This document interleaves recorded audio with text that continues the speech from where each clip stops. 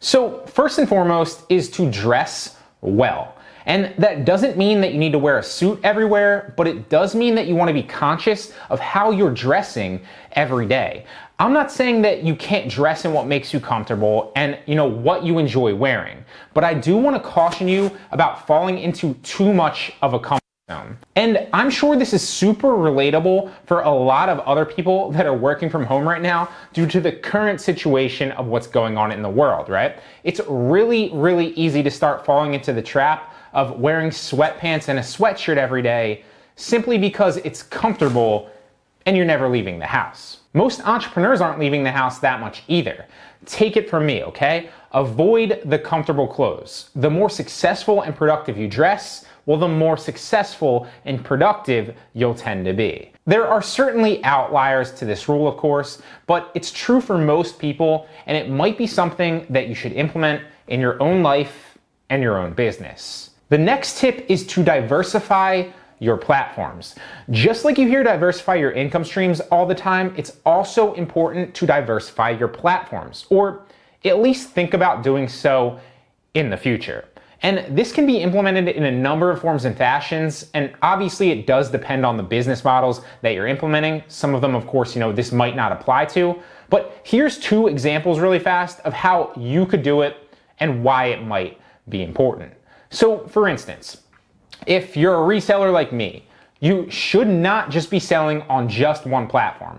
Now, I didn't say that you should specialize in selling in every platform, but you should be building up your seller accounts and learning a number of other platforms, right? Not just one. I see too many sellers just selling on Amazon or just selling on eBay. But the issue with putting all your eggs in that one basket is you don't control that basket and that third-party platform, right? I've seen countless times where a seller is doing great on a platform like Amazon. They're riding high, their profits are up, and then bam, they get suspended. Then they have no backup plan, no other way to move products, and no other way to bring in revenue. And oftentimes a suspension might not even be your fault. It can happen suddenly. I've been suspended 3 times on Amazon and once on eBay myself, so I totally know, how that feels and how suddenly it can happen, right? No warning. But it could take you weeks and months to get your account back up once that does happen. And in the meantime, you could be losing out on tens of thousands of dollars or even more if you're selling more. Another example of this, might be creating courses or creating content like I'm doing right here.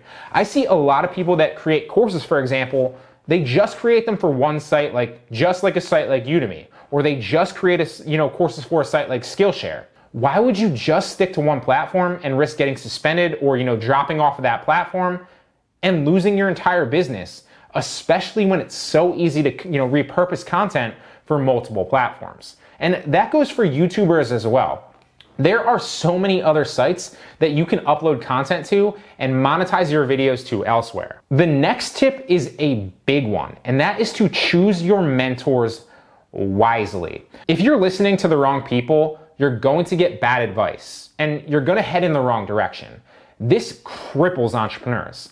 And I can totally understand why it's difficult to know who to follow these days when everybody online is a self-proclaimed expert. I've never been the type of person to call people out or to put other people down, even though unfortunately there's probably a lot of people that need to be. But the way I see it, there's really only 2 ways to build the tallest building, so to speak, right? 1, you can build the tallest building, or 2, you can tear every other building down. And I've never respected the people that did the latter, so I personally just usually choose to focus on building my own business and my own brand.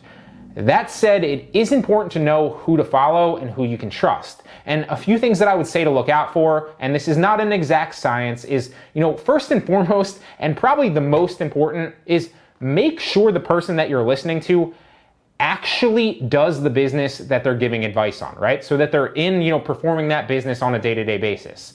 I know so many people that create videos and content and give advice on things that they don't actually do. So the second thing I would say, just go with your gut. And like I said, it's not an exact science, but sometimes that can be the best indicator. And the third thing I would say is just to Google them. Often if that person has wronged somebody or they've done something sketchy, you can find out about it online. Now, this is not always the case, but it's probably a good idea to do that anyway. You want to make sure that you're guarding who you follow and taking advice from vigilantly. If you follow the wrong people, you can just end up confused and heading in several different directions at once. Tip number 4 is one that might sound counterintuitive to you, but the way you build a business is actually through subtraction and not addition. Don't get me wrong. In the beginning, when you're first starting out, you need to do pretty much everything in your business. That's understandable. From the most important things that bring in revenue, all the way down to the things that bring like low or no ROIs, like maybe posting on social media or, answering emails or customer service. But as you scale, you'll have less time and it becomes more important to focus only on the things that are moving your business forward. There's 2 main points that I want to make about this. First and foremost is to avoid shiny object syndrome. And what shiny object syndrome basically is, it's typically referred to when people talk about switching business models, switching from business model to business model, thinking that there's other business models out there. And obviously that's super important too, but that's actually not what I mean, to avoid in this specific situation, okay? So what I mean is the more things that you actually add to your plate in your business for you to specifically do, well, the less you'll be able to master and focus on the important things. So remember, as you scale, it becomes more about subtraction and not addition. And the second point would be that as you scale your business, you have to be willing to outsource, automate, or create systems that take your time out of the equation, okay? That means don't keep doing a $10 an hour job as a solo entrepreneur unless you want to keep making $10 an hour. Finally, the last tip is to not multitask.